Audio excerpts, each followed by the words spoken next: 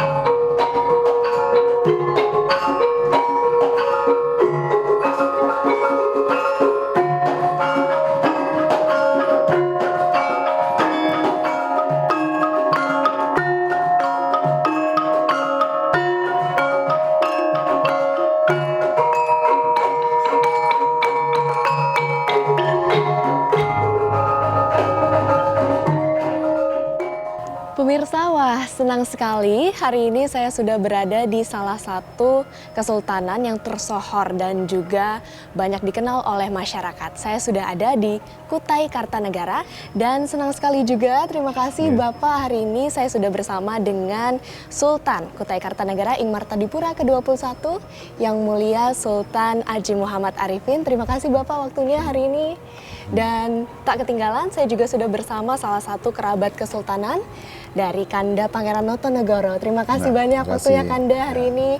Dan gak ketinggalan juga kita sudah ada di tempat yang menarik banget untuk diulas juga ini. Tadi begitu saya masuk, saya melihat arsitekturnya sangat terpana, wah sangat megah begitu ya. Sebenarnya tempat ini itu adalah bangunan apa dan dulu fungsinya seperti apa? Dan apakah sekarang sudah ada perubahan fungsi dari bangunan ini? Mungkin arsitekturnya mungkin mengarahnya kamar-kamar seperti yang di atas itu, seperti kamar Jepang, kamar Chinese, dan Turki. Oh, baik. Jadi ada semua ini lengkap yang di atas. Di sebelah kanan dan kiri ada kamar-kamar begitu ya? Baik. Dan kalau untuk di ruangan ini sendiri biasanya digunakan di untuk apa? Di sini ruangan ini yang kita duduk ini tempat kita pertemuan ini tempat acara-acara tamu-tamu yang datang dari luar. Baik. Berarti tempat dari kesultanan menjamu tamu-tamu yang datang ya? Iya. Baik. Dan masih sama fungsinya sampai hari ini juga? Ya, sampai sekarang masih sama ya. Dan mungkin saya mau ngobrol juga nih dengan salah satu kerabat kesultanan, Bapak Pangeran Notonegoro. Dan Pak, ini kan kesultanan sudah lama sekali ya, salah satu yang tertua di Indonesia. Kira-kira apakah ada kolaborasi antara kesultanan ini dengan pemerintah setempat mungkin untuk menjaga kelestarian budayanya dan juga sekaligus mengenalkan kepada masyarakat luas? Sejak tahun 2001 itu dihidupkan kembali kesultanan yang sempat vakum. Ini sebenarnya tidak terlepas dari periodisasi bahwa pemerintah yang sekarang itu adalah kelanjutan dari pemerintahan Kesultanan Kutai Kartanegara.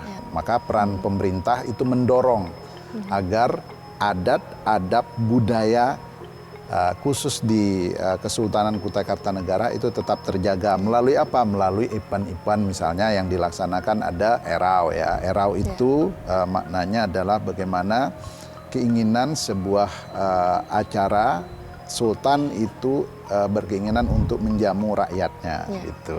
Berarti salah satu cara untuk menjaga kebudayaan dari kesultanan ini adalah festival ya, memperkenalkan kepada masyarakat luas begitu. harapan dari Kesultanan ke depannya mengingat Kutai Kartanegara ini juga merupakan salah satu mitra dari IKN juga begitu ya. Nah kira-kira apa sih harapannya ke depannya terkait Kesultanan dan juga terkait perkembangan Kesultanan nanti ke depannya? Ibu kota baru ini kan harus mengikuti ada istiadat kita lah. Ya. Pertama masalah budaya adat, masalah tingkah laku, tutur katanya kan harus mengikuti kita lah. Mungkin itu yang dapat kita sampaikan lah. Baik, Kanda Pangeran? Ya, bahwa dengan ditetapkannya IKN yang itu merupakan wilayah adat Kesultanan Kutai Kartanegara, walaupun ini wilayah administrasinya juga beririsan ya, Kabupaten Kutai Kartanegara dengan PPU. Tapi wilayah adatnya ini adalah wilayah adat Kesultanan Kutai Kartanegara. Nah, di sini juga perlu kami sampaikan bahwa Kesultanan Kutai itu mempunyai falsafah Bhinneka Tunggal Swaka, hidup berkalang amanah, mati berkalang tanah. Artinya apa? Bahwa kejujuran itu sangat penting. Sangat penting buat kita sebagai negara yang cukup besar, bahwa IKN itu nanti ke sini, kejujuran itu, integritas itu sangat penting. Nah ini yang mesti harus terimplementasi dan bisa mewarnai ketika IKN itu di sini mengambil dari nilai-nilai dasar tadi. Hidup berkalang amanah, mati berkalang tanah, itu adalah prinsip-prinsip dari Kesultanan yang menanamkan nilai-nilai kejujuran dan keikhlasan, kerja keras dan mandiri. Saya pikir itu. Ya, seru sekali perbincangan kita hari ini. Dan pemirsa, sekarang saya masih mau jalan-jalan lagi nih Yang Mulia Sultan dan juga Kanda Pangeran. Mohon izin, terima kasih banyak Silakan. atas waktunya hari ini. Dan sekarang saya mau lanjut jalan-jalan lagi, boleh? Boleh, Saya akan silakan. mengelilingi Kabupaten Kutai Kartanegara. Silakan. Silakan. Baik, terima kasih atas waktunya Ya. hari ini. Sama-sama, Mbak. Untuk menelusuri jejak peninggalan Kesultanan Kutai Kartanegara, saya mengunjungi Museum Mula Warman.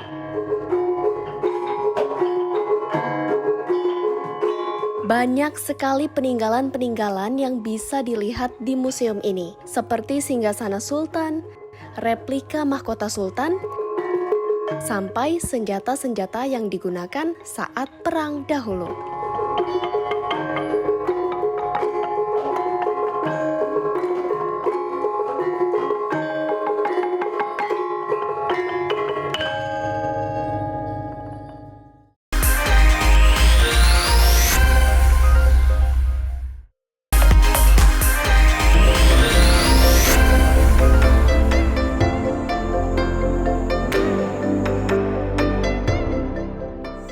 Ya pemirsa, sekarang saya sudah berada di air terjun Perjiwa yang letaknya di Tenggarong seberang. Jadi sebelum kita naik ke jembatan Tenggarong, kita sebelumnya melewatin air terjun Perjiwa. Nah, lokasi air terjun Perjiwa ini kurang lebih sekitar 5 km dari pusat kota Tenggarong. Dan suasananya benar-benar masih natural banget dan alam banget. So, buat pemirsa yang suka banget untuk wisata alam dan masih pengen wisata alam yang benar-benar natural, kalian bisa datang ke air terjun Perjiwa.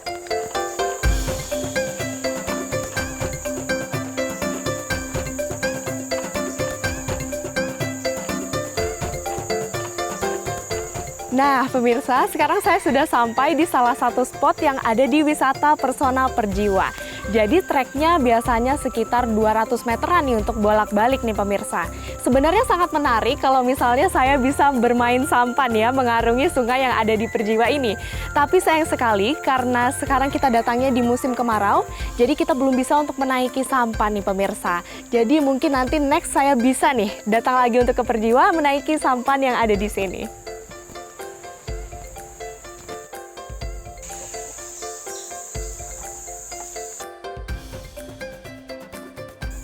Pemirsa, begini situasi wisata alam yang ada di Kalimantan Timur. Jadi memang pepohonannya masih sangat rimbun dan juga masih sangat natural banget nih kalau misalnya kita pergi ke wisata alam yang ada di Kalimantan Timur. Jadi buat pemirsa yang ingin menghindari hiruk-pikuk perkotaan, boleh banget nih untuk minggir sedikit ke Kecamatan Tenggarong seberang nih untuk menikmati wisata alam pesona Perjiwa.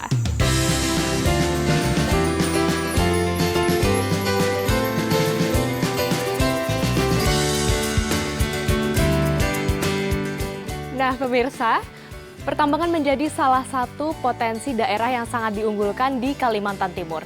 Dan mungkin Anda tidak menyangka bahwa sekarang saya sudah berada di salah satu wilayah eks tambang, yang berhasil disulap menjadi destinasi wisata yang sangat unik. Nah, sekarang saya sudah tidak sabar untuk mengajak pemirsa naik perahu yang ada di sebelah sana, jadi yuk ikutin terus saya.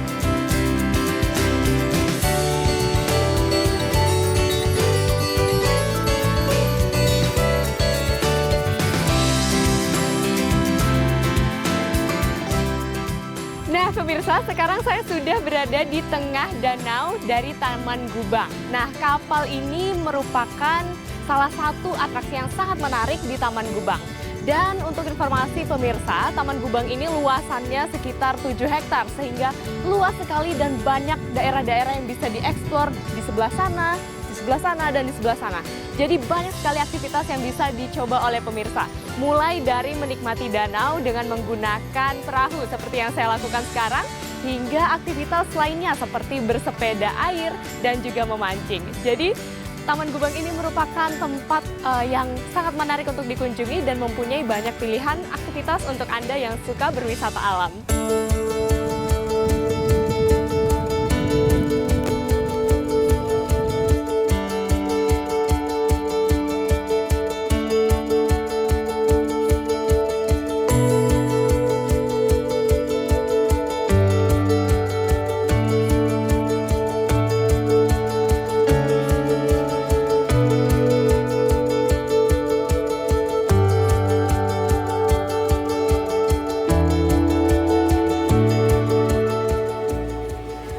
Sudah selesai dari wisata alam, sekarang saya sudah ada di pusat souvenir atau mini mall yang ada di belakang Museum Mula Warman di Kutai Kartanegara.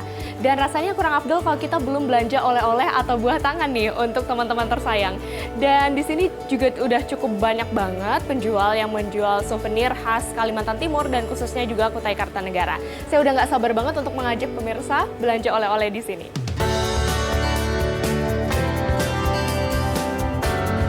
Iya, Halo, yang manik Dayak Ibu. aja.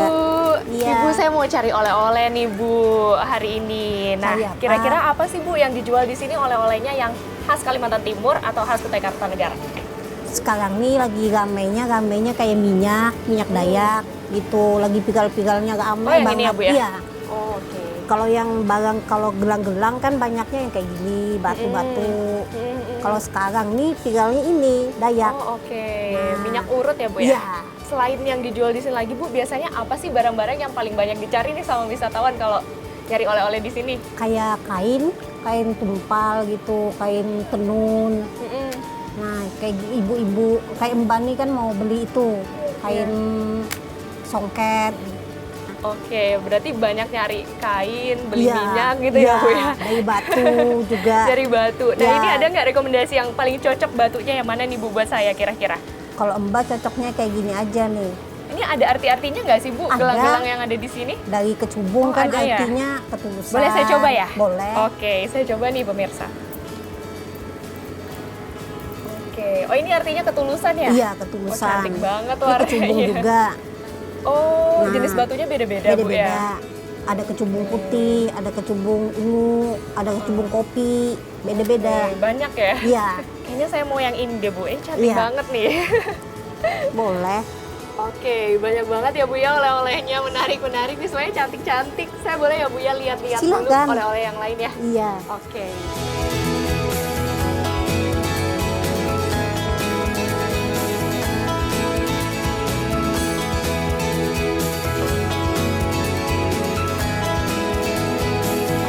Tidak hanya pernak-pernik, terdapat kerajinan yang terkenal dan menjadi ciri khas dari Kalimantan Timur, yaitu mandau.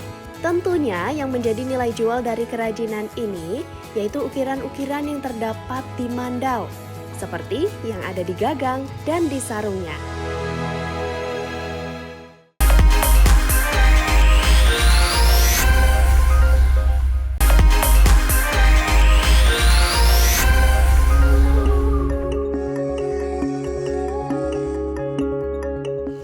Nah, pemirsa, memang makanan khas Kutai Kartanegara kebanyakan berbahan baku ikan dan biasanya dimasak dengan cara dibakar.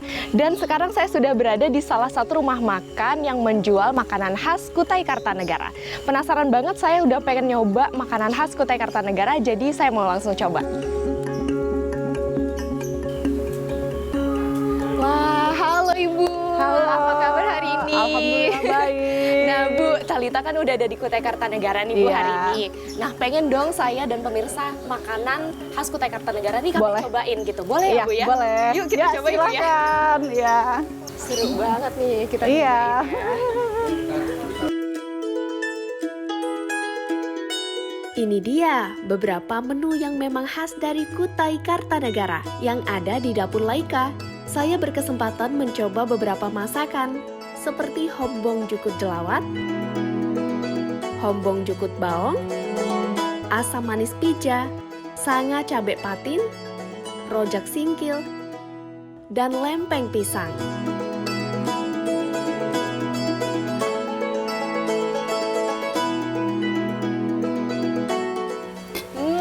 Saya udah nyobain nih Bu ya makanan Iya. khas Kutai berbagai macam ragam Iya. rasa gitu ya Bu Iya. ya. Nah tadi ada satu yang saya cobain tuh kok kayaknya bikin saya ngerasa ada di Kutai banget gitu Iya. Bu ya. Nah ini Bu, nah ini namanya gangan ya Bu ya? Ya, ini gangan rojak singkil. Nah, ini yang Mbak tanya tadi kan, pokoknya khas masakan Kutai. Kutai. Ya, ini juga kesukaan Sultan. Kesukaan Iya, Sultan keluarga ya, Bu ya. Sultan ya. Selain temannya jukut jelawat tadi kan, nah ini nih bahannya banyak Mbak. Jadi Kak saya kalau masak ini tergantung bahan baku yang di pasar karena bahannya itu kadang-kadang nggak ada. Jarang. Nah, jadi spesial ya Bu ya? Iya, spesial. Ini nih salah satunya yang bikin masam namanya itu kemantis. Kemantis itu tomat kecil. Oke. Yang buat dia masam. Terus bahannya juga ada singkong. Ubi kayu kalau bahasa Kutainya. Terus ada kecombrang. Nah, kecombrang itu kalau bahasa Kutainya jaong. Nanti prosesnya ini lama.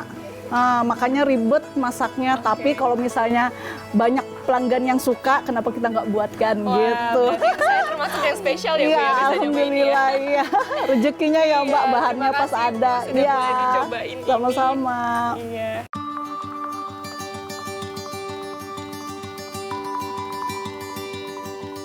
Untuk menutup perjalanan saya sekarang sudah mengunjungi salah satu tempat makan favorit yang ada di Kabupaten Kutai Kartanegara. Nah, kenapa favorit nih pemirsa? Karena di balik dari rumah makan ini ada jembatan Kutai Kartanegara. Dan sekarang di depan saya sudah banyak sekali sajian khas Kutai Kartanegara. Saya udah nggak sabar mau nyoba makanan-makanan khas Kutai Kartanegara. Di sini makanan-makanannya cukup bervariasi, mulai dari yang rasanya agak sambel-sambelan, ada juga yang dibakar, dan juga ada yang kuah-kuahan. Jadi pertama-tama mungkin saya mau mencoba dulu makanan yang paling ikonik di rumah makan ini. Salah satunya yakni sate rusa atau sate payau. Jadi ini merupakan daging rusa yang kemudian dijadikan sate dan dihidangkan sebagai makanan khas di Kutai Kartanegara. Saya coba dulu ya. Untuk sate payau, ini memang teksturnya berbeda dari sate ayam dan juga kambing. Terdapat aroma khas yang ada dari dagingnya.